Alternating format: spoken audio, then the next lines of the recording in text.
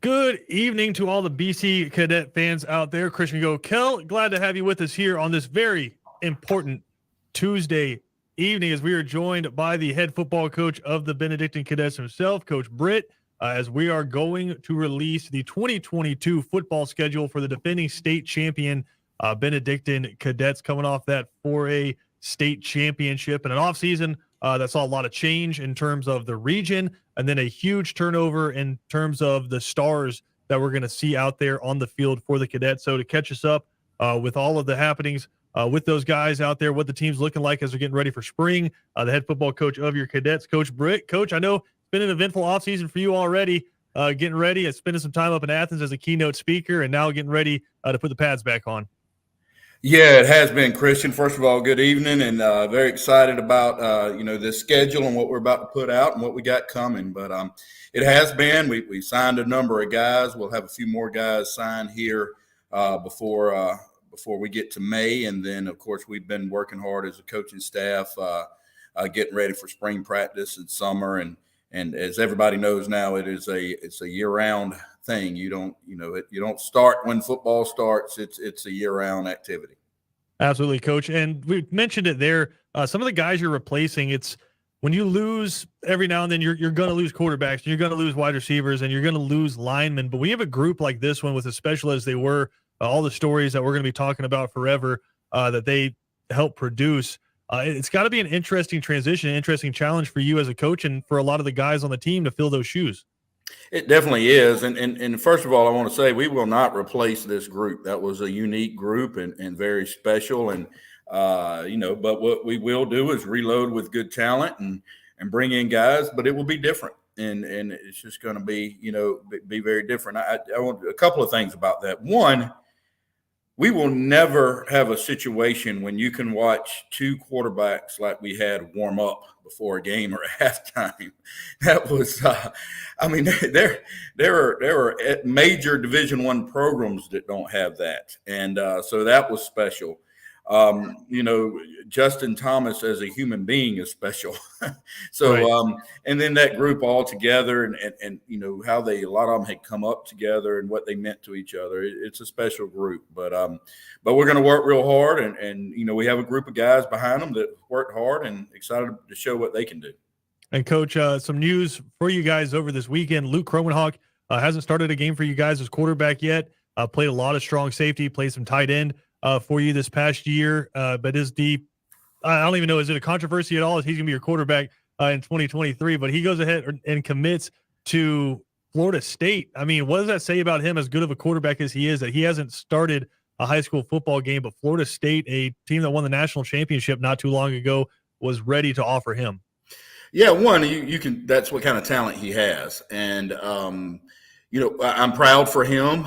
It honestly was a little bit of shock to me that he was going to do that. In fact, when he called me, I was at the Georgia clinic when he called me and told me that that's what he wanted to do. And I said, first of all, Luke, are you sure? You play 5 games next year and you're going to have everybody offering.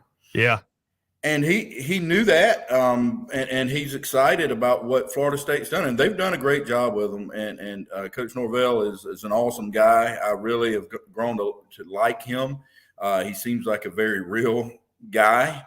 And sometimes in this business, with those guys, they're kind of untouchable a little bit. He's not that way, and I think it's really Luke felt very comfortable with him, and they know his talent and what he can do. And they really like the fact that he played defense and he played receiver and he did whatever it took to win. So, I'm excited for Luke, and I think that can be a wonderful situation for him. And I think all college football fans really want Florida State to be back to what Florida State was. Oh, yeah. And I know I do. And certainly after get to know that coaching staff, I'm really pulling for him. Yeah, just one of those programs where college football is better when they're good. But another guy you guys are having to replace, Justin Thomas, and a pretty good guy going to have to step up and fill that role there in Zaquan Bryan. I know he's already received a lot of offers. Coastal Carolina offered him and Luke, but also getting some offers from Minnesota. A lot of other teams looking at him. But you seem to think his position at the next level is going to be on the other side of the ball, playing defensive back. If he gets some tape on that side of the ball and teams really get to witness what he can do, Is there a limit to those kind of offers that are going to come in for him? I really don't think so. I mean, I think he's a major D1 guy, and I guess Minnesota was the first Power 5 to offer, but I think he'll get quite a few more. We're thinking about moving him in to really the Justin Thomas position, right, and really using him more. So we will be better if we can find a couple of guys that can rotate in there at cornerback and him pay sparingly over there, but he will play just like he and Justin did last year.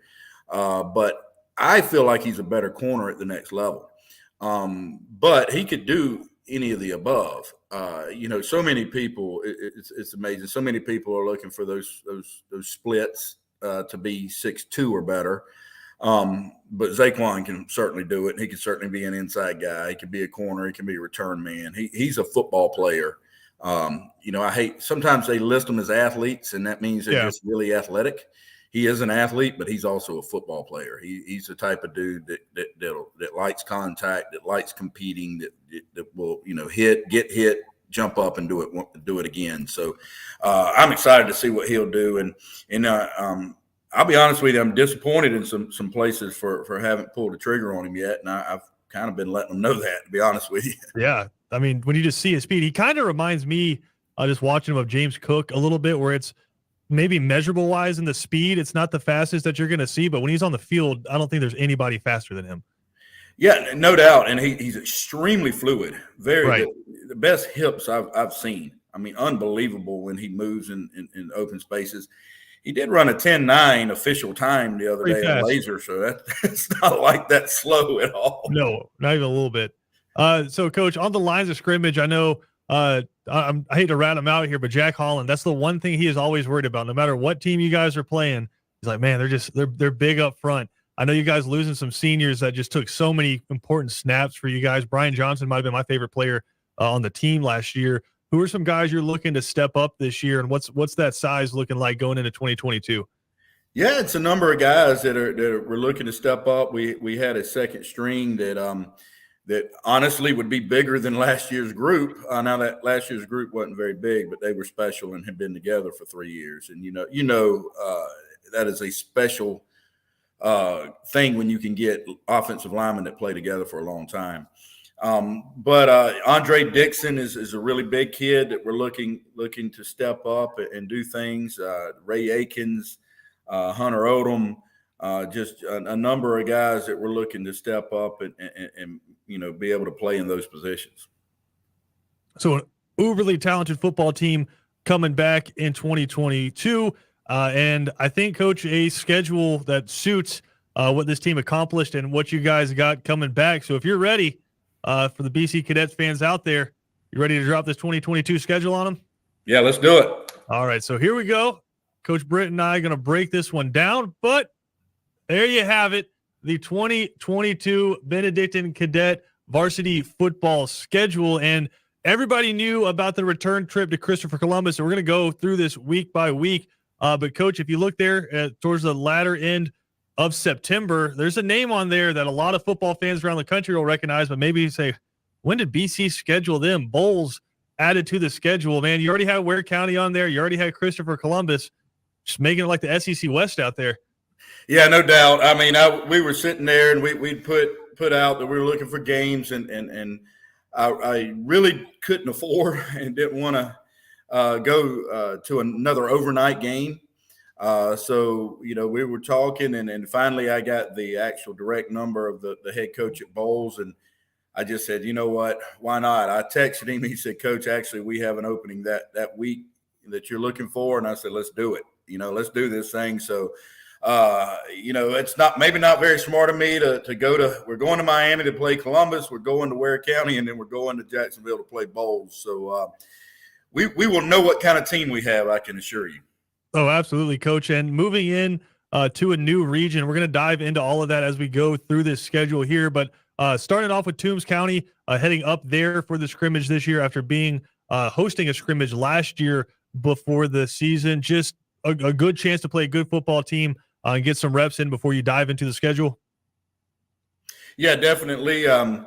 we'd owed them from last year. They came up to us, and we certainly owe them a return trip. And it's always good to go down there and go to Lions and play them. They're going to be a well-coached physical football team, and you can get some really good reps in. We always try to get the first quarter of the younger guys in.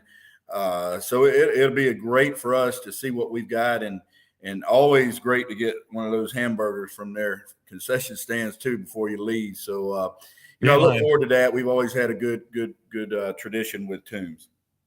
How much did the concession stand play into the decision to schedule that one? Well, it was funny. It really didn't. It really didn't. I really admire their head coach, and we have a good relationship. But it's funny. The first thing I did say, I said, "Hey, I think we're gonna scrimmage Toombs again in the coach's office." And like 3 guys said, "Hey, make sure we get burgers afterwards." Make sure they have that thing fired up before going there.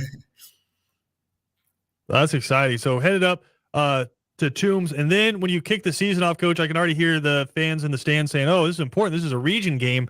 But you guys playing Jenkins at home, but because of some of the shuffling from the GHSA, Jenkins no longer in y'all's region. But how important was it for you and Coach Welch to get together, get this one scheduled? Just kind of makes sense with you guys being in the same city, but also it's important to keep that going.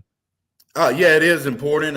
They're going up to 5A, but it's good to play them. I was very excited because we could keep a local game, not have to travel. Whether it's home or away, we're right here. And Coach Welch called me to give him credit. He called me and said, "Coach, I want to play you. That's how you get better, playing people like you." And I admire the heck out of that. And hopefully he doesn't have some trick, and come in and beat up on us. But it's really good. I'm glad, these kids know each other. They like to play each other, and I think it'll be good for all of us, good for the city. And I'm certainly glad. I know my business manager's glad we're not having to go very far for at least one of the games. Yeah, and I was going to say, Coach, a team, though, interesting way to start the year where Coach Welch has brought Jenkins back from the spread that they were under with Coach Cameron to where they are running a true under center flex bone kind of set. Any interesting challenges that present you week one? It does, but I love it because we're going to have to see different people. We're going to have to play different things, and the good thing about our offense is they have to play against us. Our defense has to play against our offense, which can be under center, running the wing T, to the pro I to boom, we're in the spread. So they ought to be somewhat used to all of the above. All right, Coach, the following week, you guys pack the bags and you're making that return trip down to Christopher Columbus in Miami. I'm looking forward to some croquetas and some cafecito, but I mean, that's me. You got to focus on football. I get to focus on the food. I'm really excited about all that. But you talked last year and the hashtag was next level. And when you schedule a series like this, where you guys are going to be coming down as a state champion from Georgia, they are another part of the Catholic school that made it, I believe, all the way to the state championship in Florida last year. That's correct. Just a monumental football game, and one that, were you saying, take the program to the next level, brings the kind of attention that requires. Yes, and first of all, that hashtag is for the next decade. Everything perfect. We're taking is to the next level as far as our programming, what we're doing, the stadium we're going to build, etc. So yeah, and that is next level. Traveling to Miami. I mean, how could you imagine in high school if your high school coach would have come up and said, "Hey, we're getting on charter buses. We're gonna travel. We're gonna spend the night. We're gonna go to Miami and play football." So, I mean, it's really cool. It's a great experience, and that's the type of level we want to be at. Christopher Columbus was the state runner-up in 8A last year. Lost to a very good team there at the end, but a very, very good football team. I was talking to Coach Dunn today, their head coach, and he actually was talking about how young he was last year, which is not making me feel very good. But, hey, we're going to go compete. And that's what it's about, and we're going to go compete against the best, and that's where we're at. That's what we want to do. And, Coach, immediately after returning home from that one, you guys welcome in Westminster from Atlanta, and I believe, if I'm reading it correct, that one's going to be a Thursday night game?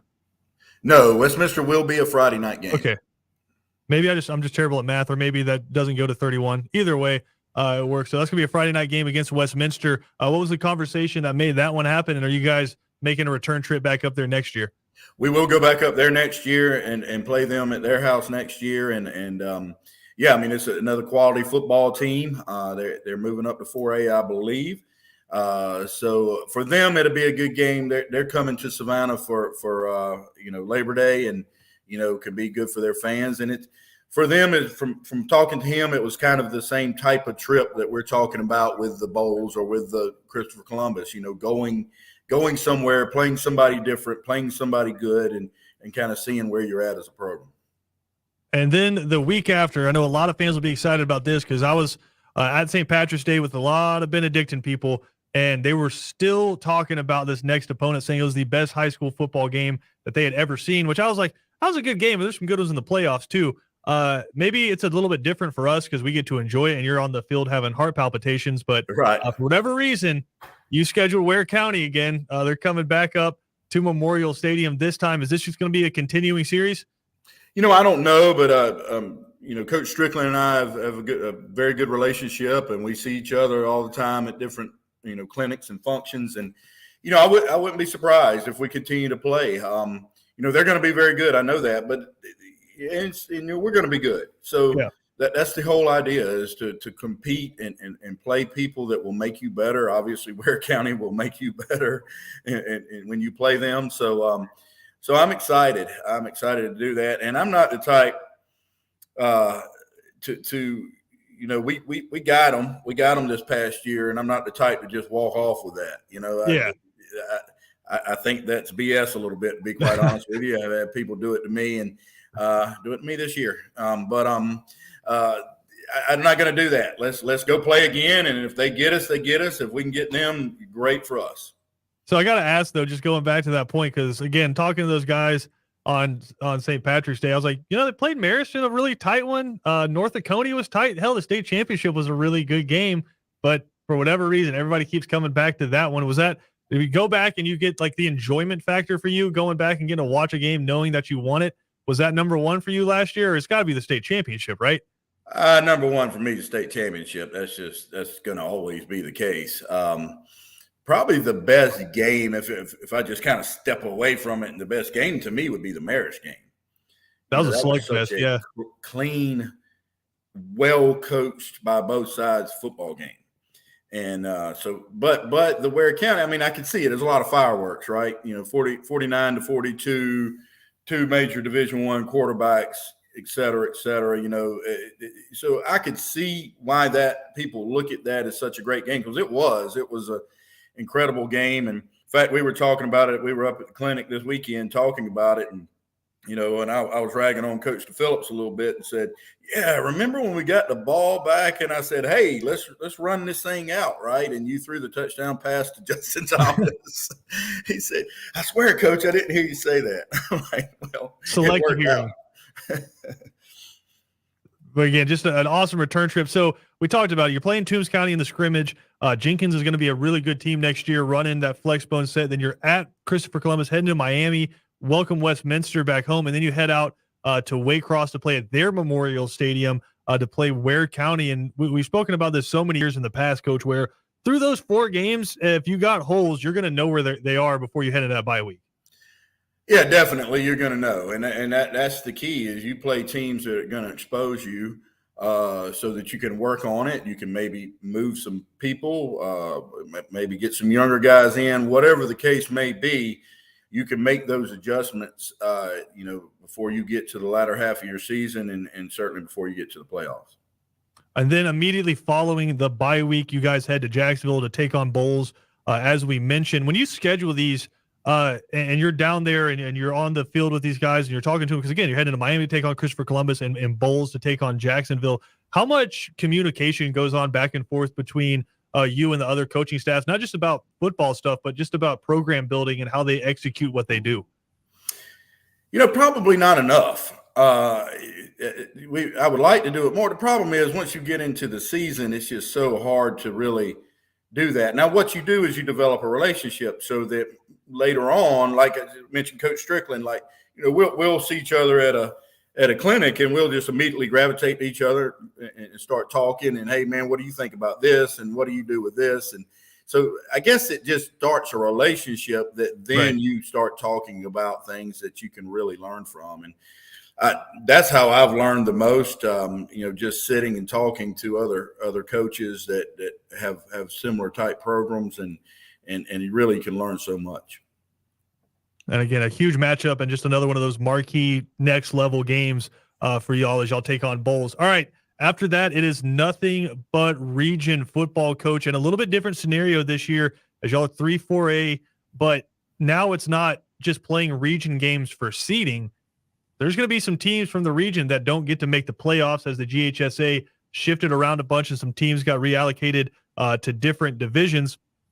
So New Hampstead in there, but Burke County, a team that you guys are very familiar with, now a region foe. Southeast Bullock joins the region. Wayne County, a team, again, you guys are very familiar with, just not as region foes. And then finally Islands as well there, Coach. But a brand new region for you guys, some familiar faces. But again, that factor to where you're not just playing for seeding, you're playing for your playoff life. Yeah, without a doubt. And that's the way it should be, Christian. I tell you, I just don't like the whole idea of only having 4 teams in the region and everybody makes the playoffs. And I just don't agree with it,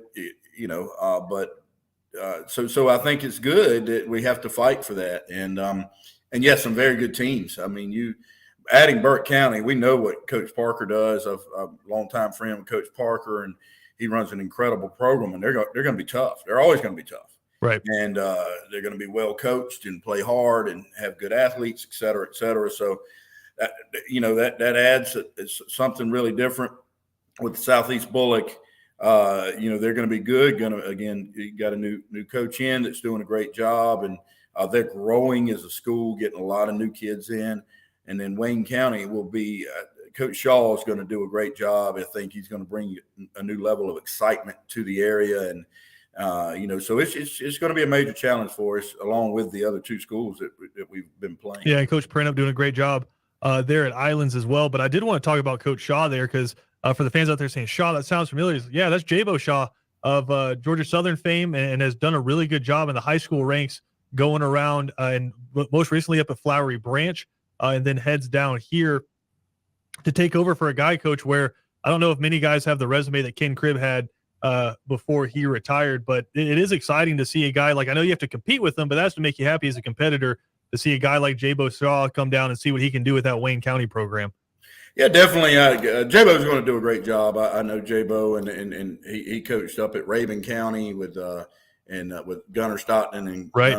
Gunner's father, Rob, is my best friend, and we played together at Georgia Southern. And so, and then, of course, I've known Jabo for a while through that relationship and, of course, his time at Georgia Southern. So he will do a very good job. And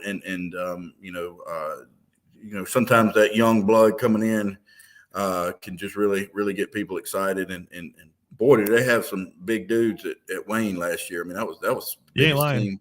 They were even bigger than Carver, which Carver looked like Georgia Southern itself, Yeah, and Coach, I can make you a promise. The sun will rise tomorrow, and they're going to be big again this year. Yeah, no doubt. There's something about those Jessup kids out there. They're like we talk about it. There's no almond milk in Jessup. No, they don't believe in it. Don't do it. They lift hay bales and that sort of thing, just like I did in Camilla growing up, and it makes you a little bit different. I can tell you that. It's the hormones, man. If you're a football parent out there and you got a middle schooler, start buying the red cap. It'll make a difference once they get to high school. But Coach, something else I think interesting about this schedule here. You guys are heading to Miami to play a football game. You're heading to Waycross to play a football game. 2 great stadiums there. Heading down to Jacksonville. But even some of the local games, right? You get to hit up a lot of the marquee stadiums in the area. You're heading out to Pooler to take on New Hampstead, which is a wonderful complex out there. And then the new Island Stadium, White Marsh Island, is going to be cool as well. So just as an experience for the players, getting to hit up all these different locations, I think will be pretty cool for them. Maybe not for the bus drivers, but for the players themselves. No, I think it is. I think it's cool, and that's what I like to do. And is playing in nice stadiums and nice places. I think that matters. I meet with my coaches at the end of the year, and I was meeting one of the coaches today, and I have a list of questions I go through, and And he said, I don't know that the kids understand it, but we're traveling on charter buses. We're eating in Longhorns and Outbacks. We're staying at the Omni. We're getting police escorts to stadiums. You're given, it's a college type experience, and that's what we believe we do, and we want to provide them a small college feel. And if you can't make it to any of those aforementioned away games, we encourage you to listen to the games on ESPN Radio Savannah 104.3. Myself and Kevin Thomas will be on the call for all of the games, and then hopefully, look, we're 1 for 1, Coach. 1 year, 1 state championship, so maybe we were just a good luck charm. I think so. I believe 100% that's what did it. It had nothing to do with Coach DePhillips or Coach Houston's play calls or Justin Thomas or Holden Gerner or don't say that, man. Like that. Coach DePhillips sits up right next to us, and so I'm going to give him the death eye while I'm sure they're trying to call a game. he gives that to me half the time too, so don't feel bad. He's stoic until he's not, and I have been concerned for the integrity of the windows at Memorial Stadium on more than one occasion. But, Coach, as we wrap it up here, man, with just summary of this schedule, how exciting is it for you for some of these games on here, some of the locations, just overarchingly, how excited are you for this schedule? I'm excited. I'm excited for Benedictine. I'm excited that I hope that the alumni, that the supporters understand, that what we're trying to do. I hope they do see that it's a next level type environment that we've developed, and that's where we're at. We just won the 4A state championship. That's 3 state championships in 8 years, and that's the type of level we're at. And that's the type of level that we want to continue to stay at. So I hope everybody understands it, supports it, and realizes, hey, we you may lose a few games, but I'd rather go play the best of the best, and in the end be the best we can possibly be than worry about trying to go find games and winning by blowouts and not being as good as you could be. Listen, there's not a lot of people that admit when they're wrong, but I have spoken to many of BC fans who said the world was falling in when you guys started 0-2 last year, and they're like, all right, I was wrong. And you got to kind of explain the theory to them. You don't want to figure out your holes are when you're in the second round of the playoffs. That's true. Now, I believe, to be honest with you, on that Saturday after the Beaufort loss, I was curled up on the couch myself going, what in the world has just happened? And honestly, Coach Houston was at the house with me. And we were crying together, but so I understand, but I tell you what, and I'll never forget this. We felt like we started making some movement as a coaching staff that next day on Sunday, but Monday morning when we came in and an hour before practice, all 105 players were in the weight room, called by Matt Cromenhawk and the seniors. I said, okay, this could be special. We're going to figure this out because these boys want it that bad. Well, Coach, I don't think I'm the only one, but as a football fan, I kind of hope I can just hop into a cryogenic chamber and just sleep until August. I know I got to bear through baseball season and the end of basketball season, but football will be here quicker than you know it, man. We're excited about it. Can't wait to see this 22 version of the Cadets. I'm very excited myself. Now I like the time off a little bit so I can relax just a tad, and then I'm actually the weird dude that enjoys the summer workouts and all that. I enjoy the work leading up to it. Even did as a player. It's kind of weird, I know, but yeah, I'm excited, and I'm excited for football. I'm excited for these guys and see what we can do.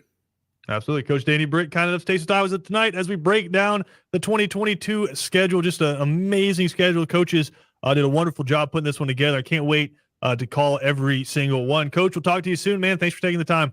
Thank you so much. Go Cadets.